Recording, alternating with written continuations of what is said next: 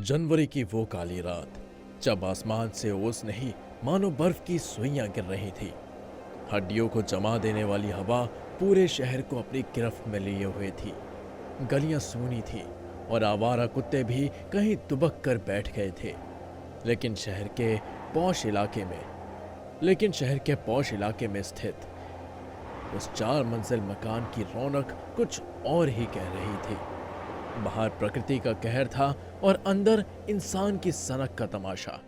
रामलाल का वो आलीशान घर, जिसकी दीवारों पर महंगी पेंटिंग्स थी और छतों पर झूमर, लेकिन उन दीवारों के पीछे एक अजीब और बेरहम खेल चल रहा था। शांति, इधर आओ। देखो, एम्पलीफायर का वॉल्यूम थोड़ा और बढ़ा दो। संगीत की गूंज इस मोहल्ले के आखिरी मकान तक जानी चाहिए। और सुनो, इस कमरे के एसी को 18 डिग्री पर कर दो। जी, मैंने अभी रिमोट उठाया ही था, लेकिन बाहर तो कुल्फी जमा देने वाली सर्दी है। लोग अलाव लगाकर बैठे हैं और हम कमरे को शिमला बनाने पर तुले हैं। अरे शांति, यही तो रुतबा है। दुनिया को पता चलना चाहिए कि रामलाल के घर में सर्दियों में भी ठंड नहीं लगती, क्योंकि हमारे पास इतनी दौलत है कि हम मौसम को भी अपनी मुट्ठी में रखते हैं। हम एसी वाले लोग हैं, साधारण हीटर वाले नहीं। सही कह रहे हो जी। नीचे के फ्लोर से जो मोटा किराया आता है, उसे बैंक में जमा करने से क्या फायदा। असली मजा तो तब है जब लोग कहें कि रामलाल जी के घर में दिसंबर जनवरी में भी चिलचिलाती ठंड का एहसास नहीं होता। अरे, दिखावा भी तो कोई चीज है। बिल्कुल, मोहल्ले वालों को चलने दो। जब वो बाहर ठिठुर रहे होंगे और हम खिड़की के कांच पर अंदर की ठंड से धुन जमाएंगे, तब उन्हें हमारी हैसियत समझ में आएगी। पर जी, एक बात कहूँ, ऊपर की छत पे जो स्टोर रूम है, वहाँ आपके छोटे भाई का परिवार है। उनके पास तो ढंग के कंबल भी नहीं है। क्या उन्हें नीचे बुला ले? पागल हो गई हो क्या? अगर वो नीचे आ गए तो मेरी विरासत में दाग लग जाएगा। वो छत पर कांप रहे हैं तो कांपने दो। हमारा कमरा ठंडा रहना चाहिए और हमारा नाम ऊंचा। किराया आता रहे और ऐश चलती रहे, बस यही मेरा नियम है। आप ठीक कह रहे हैं। अपनों का क्या है, वो तो किस्मत का खेल है। पर हमारा ये 18 डिग्री वाला सुख खराब नहीं होना चाहिए।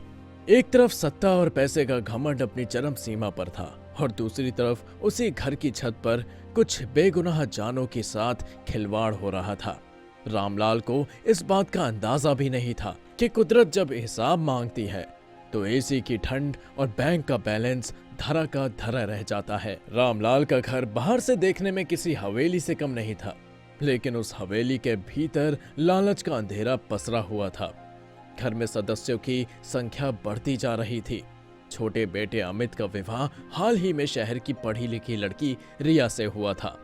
वहीं बड़े बेटे की पत्नी सीमा गर्भवती थी, जिसे इस समय सबसे ज्यादा आराम और सुरक्षा की जरूरत थी। लेकिन रामलाल के लिए तो रिश्ते से बड़ा किराया था।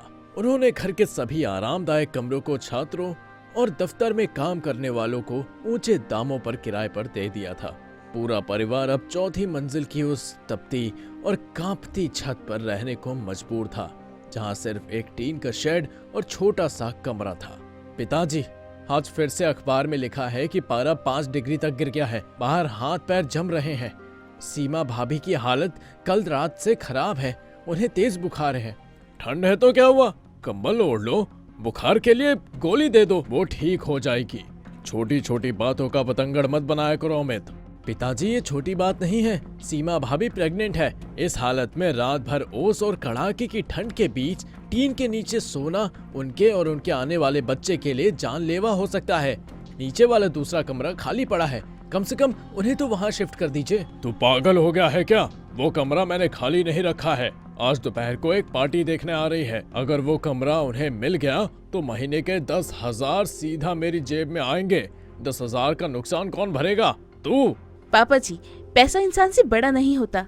सीमा भाभी को इस वक्त आपकी मदद की जरूरत है, व्यापार की नहीं। और डॉक्टर ने भी बोला है उन्हें ठंड से बचा कर रखना है। बड़ी आई, शहर से पढ़ लिख कर हमें ममता सिखाने वाली बहू तो अभी नई है इस घर में। हमारे घर के मामलों में अपनी जुबान कम ही चलाया कर। मम्मी जी, मैं तो सिर्फ सच बोल रही हूँ। आप और पापा खुद नीचे वाले कमरे में रात भर एसी चलाकर सोते हैं। इस कपकपाती सर्दी में एसी चलाने का भला क्या तुक है? लोग हीटर चलाते हैं ताकि लोगों को गर्मी मिले और आप लोग फिजूल में बिजली फूंक रहे हैं। ओहो, तुझे क्या पता हमारी शान के बारे में? हमारे खानदान की रगों में गर्म खून तोड़ता है।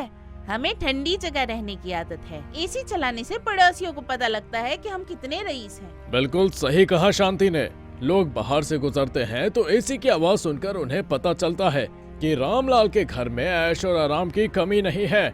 चाहे ठंड लगे या बर्फ गिरे, हमारी शान कम नहीं होनी चाहिए। पिताजी, ये कैसी रईसी है जहाँ अपने ही बच्चे छत पर ठिठुर रहे हैं? लोग क्या कहेंगे जब उन्हें पता चलेगा कि रामलाल की बहू टीन की छत के नीचे बीमार पड़ी है? लोगों को जो कहना है कहने दो। जब बैंक में पैसा जमा होता है ना, तो तब सबकी बोलती बंद हो जाती है। सीमा को कहना कि 2 स्वेटर और पहन ले, और रिया तू जाकर रसोई संभाल, फालतू की बहस छोड़। अमित और रिया बेबस होकर एक दूसरे का मुंह ताकते रह गए। रामलाल का लालच इतना बढ़ चुका था कि उन्हें अपनी बहू की बीमारी और कड़ाके की ठंड का एहसास तक नहीं हो रहा था। दूसरी तरफ सीमा दर्द और ठंड से कहरा रही थी, और ऊपर की टीन की छत से गिरती ओस उसके भविष्य पर काले बादल की तरह मंडरा रही थी। दिखावे की इस रईसी ने घर के सुकून को नीलाम कर दिया था। छत पर टीन की छत के नीचे फटे हुए कंबल में लिपटी सीमा कांप रही थी। उसे वो दिन याद आ रहे थे जब वो शादी करके इस घर में आई थी। उसे लगा था कि इतने बड़े मकान का मालिक उसका ससुर है तो उसे रानी बनाकर रखेंगे, पर असलियत कुछ और ही निकली। रिया, आज बहुत ज्यादा ठंड है। मेरा दम भी घुट रहा है और पेट में बच्चा जैसे जम गया है। क्या सच में पैसे इंसानी जान से भी ज्यादा बड़े होते हैं? भाभी, आप चिंता मत कीजिए, मैं आज ही अमित से दोबारा बात करूंगी।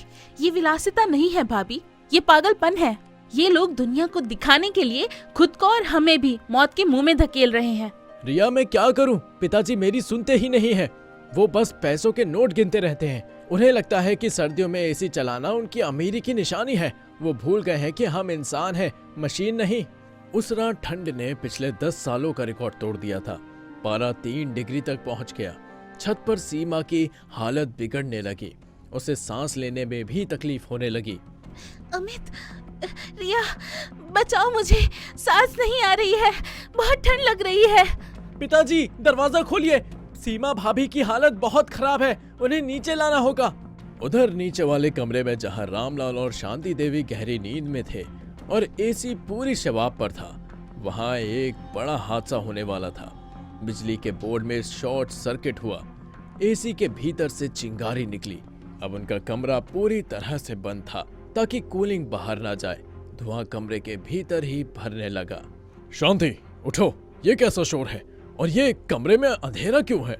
जी, मुझे भी कुछ अजीब लग रहा है, सांस लेने में दिक्कत हो रही है। ये कैसा कड़वा धुआं है? रामलाल ने दरवाजा खोलने की कोशिश की, लेकिन लॉक जाम हो गया था। धुआं इतना घना हो गया था कि उन्हें कुछ सूझ ही नहीं रहा था।